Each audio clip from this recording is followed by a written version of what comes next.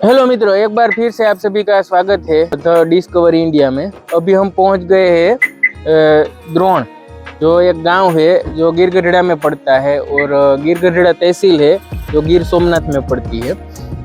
तो गिरगढ़ड़ा से ये 5 किलोमीटर दूर पड़ता है और गांव से 1.5 किलोमीटर दूर ये जगह आई हुई है।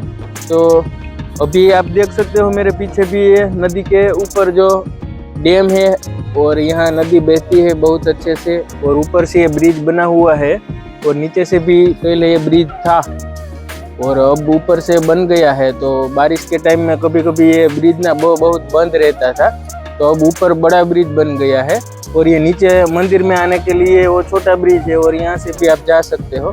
तो आप लोग मेरे साथ बने रहिए, अभी इस मंदिर का इतिहास भी हम बताएंगे और भगवान द्रोणेश्वर का भी दर्शन करवाते हैं। तो आइए, बने रहिए।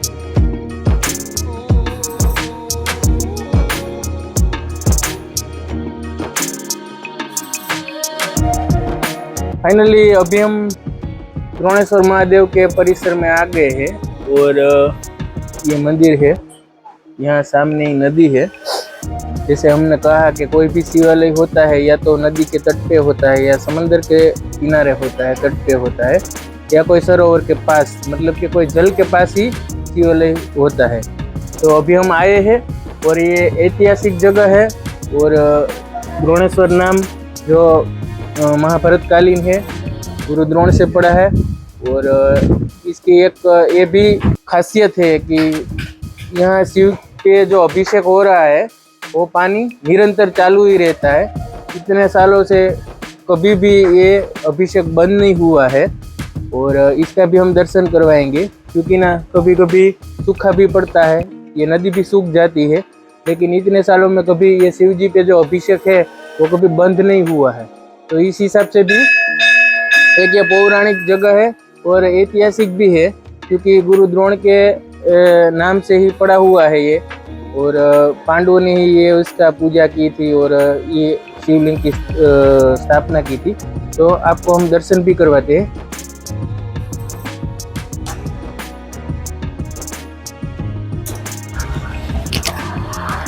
गौमुखी गंगा में से अविरत ये धारा बह रही है, जो लिंग पे कंटिन्यू ये जलाभिषेक हो रहा है। आप देख सकते हो ये पानी ऊपर से ही आता है, अंदर से ही आता है, ना ही कोई इस पे वो लगाया गया है। और ये अभिषेक ना लिंग पे कंटिन्यू ही चालू ही रहता है, चाहे बारिश का टाइम हो, ठंड का टाइम हो या गर्मियों का टाइम हो, ये पानी इतना ही रहता है। और यहाँ से ये पानी बहकर गौमुखी शिवालय में से होके यहाँ आगे एक कुंड बना हुआ है, वहाँ जाता है और लोग की श्रद्धा इससे जुड़ी हुई है। तो जल यहाँ आता है कुंड में, और ये कुंड में भी कोई लोग जो सिक्का डालते हैं और यहाँ से ना वो उस घाट पे जाता है और घाट पे नहाने की भी व्यवस्था है। यहाँ अलग अलग 2 घाट बने हुए हैं।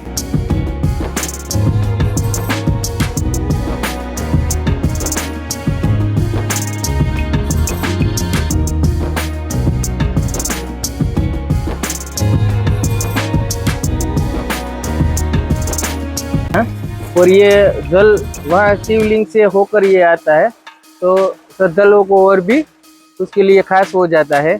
और सामने ही ये नदी पड़ती है, जो ऊपर डैम से पानी आता है वो वहाँ से होकर यहीं हिस्से ही पास होता है और बहुत अच्छा नज़ारा है।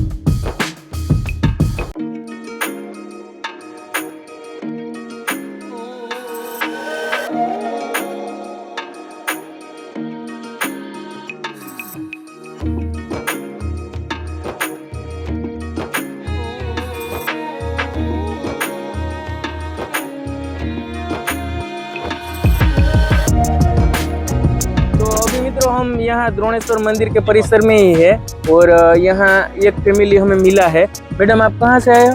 हम लोग प्रॉपर सूरत से है। हम लोग सूरत से आए हैं, मगर अभी तो ये अमरेली के बाजू में जो चित्तल गांव है ना, उसके पास से मोहनपुर से आए हैं। अच्छा अच्छा। और यहाँ कहाँ कहाँ घूमे आप? हम यहाँ आगे अभी गिर में जाने वाले हैं और हम तो अभी खांबा से आए हैं। खांबा से? हाँ, इधर दर्शन के लिए। आपको ये पहले से पता था कि यहाँ कोई ऐसा मंदिर है? और नहीं, हम लोग 1-2 बार आ गए हैं और मगर क्या है, हम लोग दीपावली पे आते हैं, बहुत रश होता था। अब अभी ये मौसम है तो देखा कि अभी रश नहीं है और थोड़ी शांति है और शांति से दर्शन भी हो पा रहे हैं। वो बारिश की वजह से है ना, एक्चुअली ना ये यहाँ बहुत बारिश हुई थी, इस कारण अभी बहुत सारे प्लेसेस पे रिस्ट्रिक्शन भी है कि भाई पब्लिक को ऊपर से गाइडलाइन के हिसाब से बहुत नहीं जाने दिए जाते। और यहाँ भी पुलिस स्टाफ और जो गार्ड लोग है वो आपको पाबंदियां लगाते हैं कि भाई आप ऐसे मत करो, नदी के तट में मत जाओ, यहाँ मत करो, नहाओ मत, ऐसा। तो अभी तो सभी जगह पे ऐसा ही है बारिश के कारण। तो मैडम आपको यहाँ आकर कैसा लगा? हमको यहाँ आकर बहुत शांति फील हो रही है और बहुत ही अच्छा लगा। और अगर क्या है, इधर नेचर भी बहुत अच्छा है। हाँ, ये मसूंदरी नदी है ना। हाँ, वो तो... और शांति है और इधर का वेदर भी अच्छा है। और मैंने पहले सुना था कि ये मंदिर बहुत पुराना है, द्रोण गांव का है और उस मंदिर का नाम भी द्रोणेश्वर महादेव है। और सुना है कि इधर पांडव आए थे और इधर रुके थे और उसने इधर पूजा की थी और ये मंदिर का बाद में निर्माण हुआ है। और इसमें जो जल धारा है वो अविरत है, तब से लेकर आज तक। हाँ, तब से लेकर आज तक। सुना है कि जब हाँ दुष्काल होता है तब भी इधर जो जल धारा है वो शुरू ही रहती है। सूखा हुआ तब भी कभी ये धारा बंद नहीं हुई। ये नदी कभी कभार सूख जाती है मगर इधर जल धारा है वो अविरत रहती है। हाँ, महादेव के पर। और ये क्या है, श्रावण महीना है इसलिए हम लोग इधर सौराष्ट्र में आए थे तो सोचा कि चलो अभी हम द्रोणेश्वर महादेव का दर्शन करके जाते हैं। और यहाँ नहाने के लिए भी कुछ खास ये रखा हुआ है। हाँ, वो तो मुझे पता नहीं, लेकिन यहाँ श्रद्धालुओं पहले नहाते हैं उसके बाद भी अभिषेक करते हैं, ऐसा कुछ है। मगर क्या है, हम लोग तो सोचते थे अभी अगली बार आए थे तो हम इधर नहाए थे, मगर अभी तो क्या है पुलिस ने बैंड लगा दी है और पाबंदियां कर दी है तो अब नहीं जाएंगे। मगर ऐसे भी दर्शन करने आए और ये पानी व्यू सब कुछ देखा, बहुत अच्छा लगा हमको। तो आपसे मिलकर बहुत अच्छा लगा। Okay, thank you. हर हर महादेव। हर हर महादेव।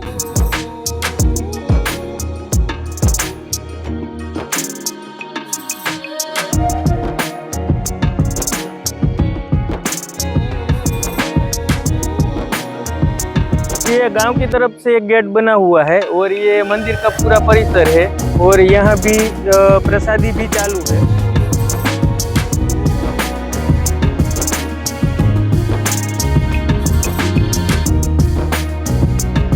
तो मित्रों, अभी हमने यहाँ प्रसाद लिया। ये जलाराम ट्रस्ट के द्वारा यहाँ पूरे सावन मास में सभी श्रद्धालु आते हैं उसके लिए यहाँ भोजन की व्यवस्था की गई है। और अगर कोई भी श्रद्धालु को पता भी ना हो तो भी यहाँ के स्वयं सेवक उसको ढूंढ के भी बोलते हैं कि भाई यहाँ प्रसादी अविरत चालू है, आप लोग आइए और यहाँ प्रसादी का लाभ लीजिए। तो ये यहाँ का जो ट्रस्टी मंडल है उससे हम इंटरव्यू करते हैं। सर, आपका नाम? हसू दादा, जो यही लोकल गांव के हैं, जो द्रोण गांव पड़ता है और ये द्रोणेश्वर जगह है उसी गांव में ही आती है। तो ये हसू दादा है, उसको ही ये ख्याल आया था। पहले ये महाशिवरात्रि होती थी तब यहाँ ऐसे फराल और प्रसादी का आयोजन करवाते थे, तब 3-4 हजार लोग यहाँ शिवरात्रि पे आते थे। लेकिन फिर हसू दादा को ऐसा हुआ कि भाई हम पूरे सावन मास में पूरी सेवा करेंगे। और यहाँ कितने स्वयं सेवक सर यहाँ है काम करने? 175 स्वयं सेवक यहाँ है गांव के। और रोज 20-20 के स्वयं सेवक की टीम बनाई गई है और यहाँ सब सेवा देते हैं। और रसोई आप बनाते हो? हाँ, रसोई बनाते। तो ये हसू दादा रसोई भी यहीं बनाते हैं और सबको ऐसे ही भोजन करवाते हैं। और यहाँ जो ट्रस्टी है, जो जलाराम फाउंडेशन जलाराम ट्रस्ट से मित्र मंडल से आते हैं ऊना से। और ये सर पहले ऊना में तो चलाते ही थे, लेकिन हसू दादा ने सजेशन दिया कि भाई आप लोग 1 महीना जो सावन मास है उसमें आप यहाँ ऐसे खिलाओ, हम सब सेवा और यहाँ के स्वयं सेवक का आयोजन और ये जो भी काम है वो हम करवाते हैं। तो सर, आपका नाम क्या है? मेरा प्रदीप भाई शाह है मेरा नाम। तो सर, यहाँ आप ऊना से आते हैं ना? मैं मेरा कजिन ब्रदर है भरत भाई देसाई। वो ये सब मंडल में है 12 साल से ऊना में, जलाराम मित्र मंडल। हाँ हाँ चलो। वो वहाँ शाम को भिक्षुओं को वो जहाँ बैठे होते हैं वहाँ उसका शाम का हर रोज भोजन ये संस्था छला 12 वर्ष 12 साल से ये सेवा कर रहे हैं। और यहाँ ये 6 साल से 6 साल से यहाँ हर सावन महीने में चार्ज लिए बिना पूरा फ्री ऑफ है। और लंगर की तरह जैसे हम यहाँ कोई भी आए श्रद्धालु, कोई ज्ञाति जाति पूछते नहीं है कि भाई आप किस ज्ञाति से हो, ऐसा कुछ नहीं है। कोई भी लोग यहाँ आता है तो उसको प्रसादी अवश्य मिलती है। और सिर्फ प्रसादी नहीं है, भरपेट खाना है, क्योंकि मैंने यहाँ खाया है। और आप क्या बोलेंगे, होटल का तो ये सब ना ठीक है, लेकिन ये जो प्रसादी का खाना होता है ना, वो तो प्रसादी ही होती है। सब भी चीज ऐसी है कि हमें ऐसा लगा कि भाई हम सात्विक खोराक, सात्विक भोजन ही देते हैं यहाँ। जलाराम बाबा है, उसका भाव मिलता है। हाँ क्यों नहीं, जो जलाराम बाबा की जो जगह है हमारे जूनागढ़ से 35 किलोमीटर होती है, वहाँ अभी हम नहीं गए हैं क्योंकि अभी ये सीरीज चल रही है। वहाँ भी जाएंगे हम, वहाँ भी आपको दर्शन करवाएंगे। जो हमारे सौराष्ट्र के एक ऐसे संत थे जिसने भगवान को खुद को आने पर मजबूर कर दिया था और दान में अपनी पत्नी के हाथ लेकर भगवान को दे दिया था कि जाओ आपको सेवा के लिए अर्पण करता हूँ। और आज भी अविरत वहाँ ऐसा ही सदाव्रत चलता है और 1 भी रुपया डोनेट वहाँ नहीं लेता है, मुझे पता है। तो वहाँ तो बोर्ड लगाया गया है कि भाई यहाँ कोई डोनेशन की आवश्यकता है ही नहीं। तो पहले से ही ये जलाराम मित्र मंडल की सेवा अविरत है। हमारे सौराष्ट्र में तो सभी को ही पता ही है कि जलाराम ट्रस्ट क्या है और कैसे काम करता है। सर और भी आप बहुत कुछ काम करते हो। हाँ, मैं ऊना में 7 साल से योगा टीचर हूँ और फ्री में कावरिया जी की ब्रीदिंग एक्सरसाइज हर रोज सुबह 7 से 8 मेरे लड़के का हॉस्पिटल है उसमें कराता हूँ और ऑनलाइन भी साथ में कराता हूँ। और बॉम्बे, अहमदाबाद अलग अलग कैंपिंग करते हैं। नहीं, वहाँ वो लोग ऑनलाइन जुड़ते हैं योगा में। भी आप हाँ, ऑनलाइन भी कराते हैं, फ्री सेवा। कोई भी 1 रुपया भी मैं चार्ज नहीं करता हूँ। और ये जलाराम मित्र मंडल की और भी आप सेवा हाँ, उसके साथ में आता हूँ और उसकी जब भी मदद की जरूरत होती है तो मैं उसको कहता हूँ। मैंने सुना है कि आप बीमार को ये जो आँख का वो होता है ऑपरेशन, जो मोतिया जिसको होता है ना, उनको हम फ्री ऑफ चार्ज में कैंप करता है। हर महीने 1 तारीख और 15 तारीख राजकोट रणछोड़दास जी आश्रम चलता है, उनके लिए हम ऊना में कैंप रखते हैं। और हर महीने के 1 तारीख और 15 तारीख 2 कैंप करते हैं। तो महीने में 2 बार लेते हैं। महीने में 2 बार और एवरेज 100 मोतिया का ऑपरेशन 100 लोगों को यहाँ से खाना खिला के वहाँ बैठते हैं, वहाँ से यहाँ आके हर लोग को उनके घर पहुँचा देते हैं। और हर साल हम जो वृद्ध लोग हैं, आर्थिक रूप से जिनके पास वो यात्रा करने के लिए पैसे नहीं है, उनको हर साल यहाँ से अंबाजी, पुष्कर, हरिद्वार, दिल्ली, रिटर्न में नाथद्वारा, मथुरा, गोकुल, वो सब जगह यात्रा करा के उधर ला करते हैं। हर साल हम यह सेवा करते हैं फ्री ऑफ चार्ज। कोई भी चार्ज नहीं।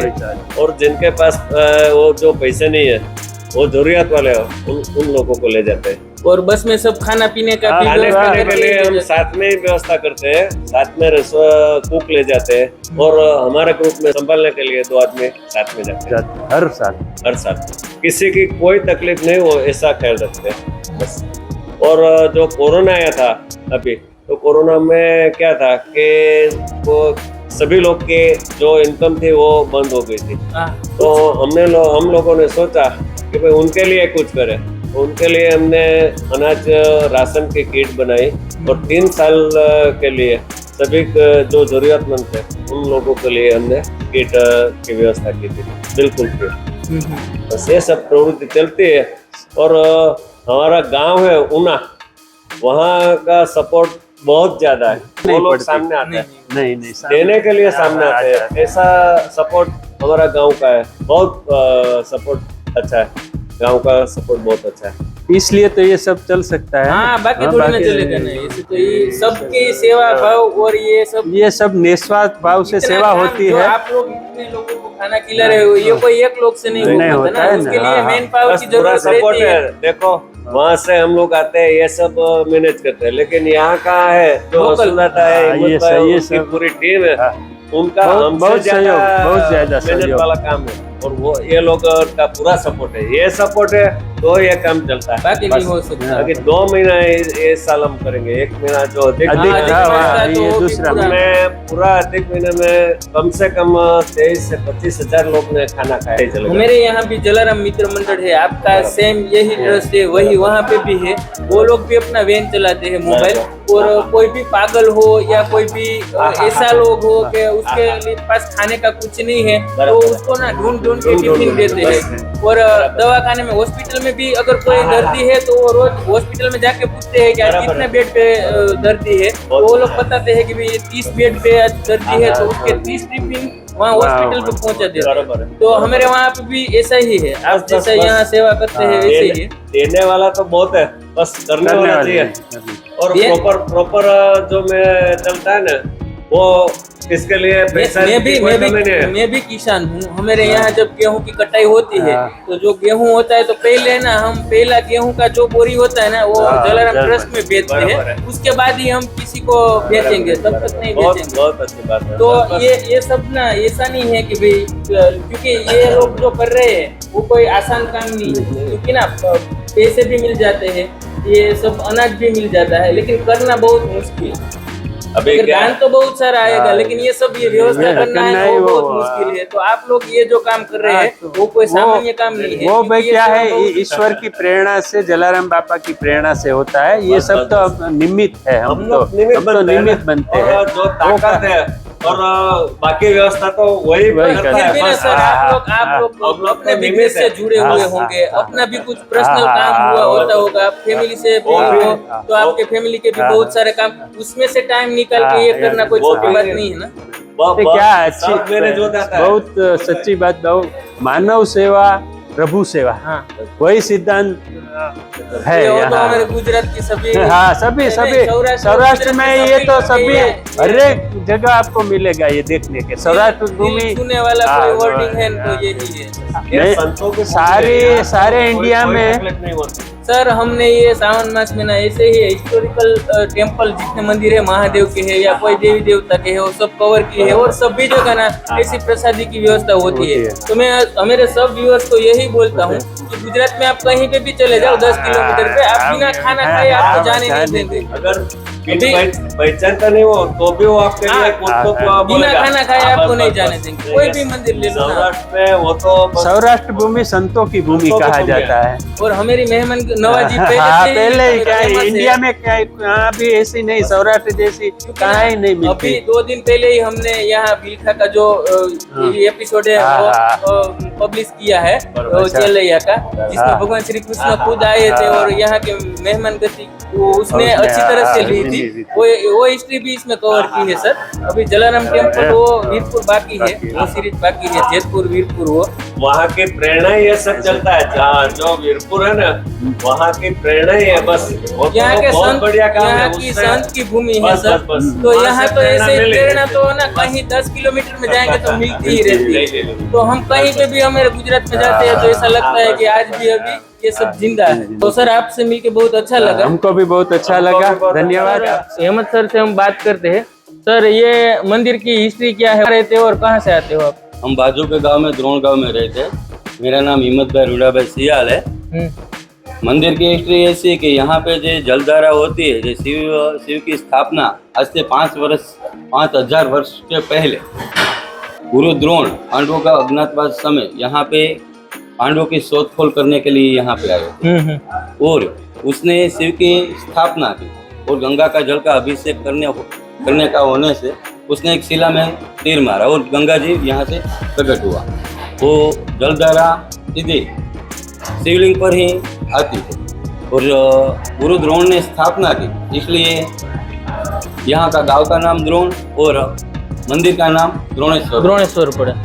और यहाँ पे जो नदी आती है, उस नदी का भारतवर्ष में जैसे गंगा का महत्व है, ऐसे ही उस नदी का महत्व है। और भारतवर्ष में जिस तरह गंगा नदी और दूसरी नदियों को प्रमुख समूह में उस नदी का नाम आता है। और उस नदी को अभी मच्छुंदरी नदी से जाना जाता है, लेकिन पहले उसका सच्चा नाम ऋषितोय नदी थी।